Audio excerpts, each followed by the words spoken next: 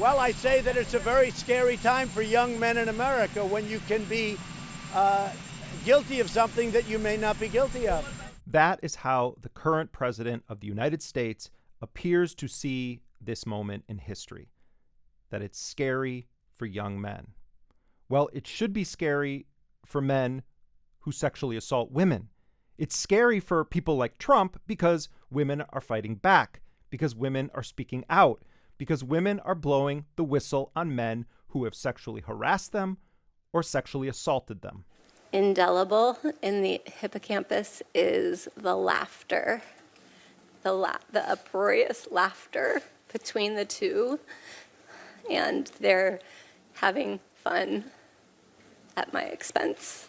This is why you see Donald Trump, a man who has been accused of sexual assault, sexual harassment of multiple women, a man who was caught on tape bragging about assaulting women, mocking a survivor of an attack in which she thought she was going to be killed. And Trump did this to uproarious laughter and cheering in an arena. How did you get home? I don't remember. How'd you get there? I don't remember. Where is the place? I don't remember. How many years ago was it? I don't know. Let's be clear. We are at a breaking point here. If Brett Kavanaugh is confirmed as Associate Justice of the Supreme Court, which is a lifetime appointment, the consequences are going to be devastating. Imagine this court with a 5-4 majority held by radical right-wing extremists, presiding over almost any issue that matters to women, to working people, to people of color, to the LGBTQ community. Imagine them presiding over cases on war powers, secrecy, corporate power. I could go on and on. This is going to be an absolute nightmare that could stretch on for decades. But it can get worse.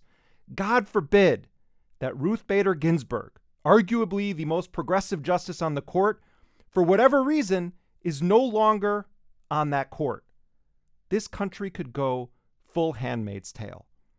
We all know what Donald Trump is, who he is, and what he stands for.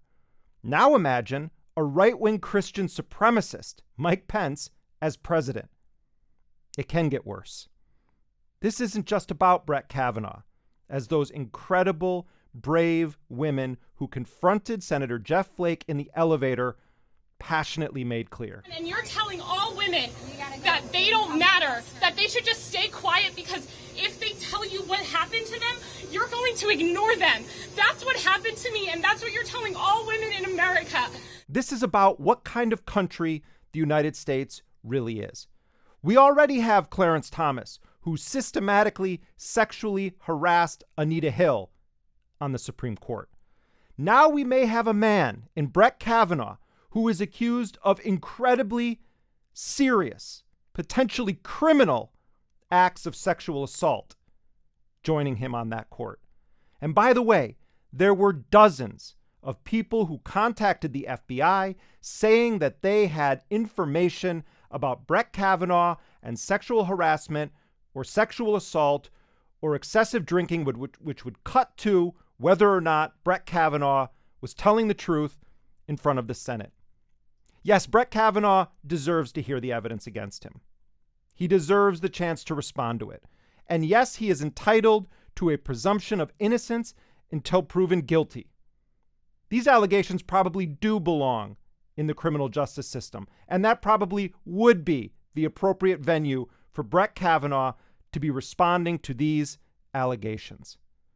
But it is Brett Kavanaugh and the White House and the Senate Judiciary Republicans and the Republican leadership in the Senate led by Mitch McConnell who have systematically worked tirelessly to prevent any semblance of a real investigation. So I'm filing cloture on Judge Kavanaugh's nomination this evening so the process can move forward. Like most reasonable, honest people in this country, more than 80% of African Americans, more than half of women, 2/3 of Hispanics. Like them, I believe Dr. Christine Blasey Ford. And I believe that Brett Kavanaugh is a serial liar. It was as clear as day when he sat before the Senate. Was there ever a time when you drank so much that you couldn't remember what happened or part of what happened the night before? No, I remember what happened, and I think you've probably had beers, Senator, and so you're saying there's never been a case where you drank so much that you didn't remember what happened the night before or part of what happened? You're asking about, blackout. I don't know. Have you? Could you answer the question, Judge? What Judge Brett Kavanaugh stands for politically and as a judge deserves to be fiercely opposed and fought. Not just his views on women's health and abortion, but on so many issues, including torture. And what we see clearly after watching Kavanaugh's rage-filled testimony is that he lied repeatedly under oath.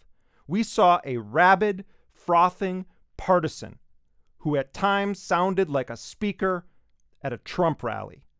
But when you have multiple, credible allegations of criminal assaults against women, it goes beyond just politics. It goes beyond just political opposition. This is about the lives of women. This is about a culture of impunity, particularly for the most privileged and powerful white men in the United States. We owe it to women and all decent people to never drop this issue. Brett Kavanaugh needs to be held accountable no matter what court he sits on. The same remains true for Clarence Thomas as it remains true for Donald Trump. What happens here right now is going to have life and death consequences. And that means that this is not and should not be the end of this story. Every Democrat running for office in this election cycle should be asked what they are going to do about these men. And their answers should matter.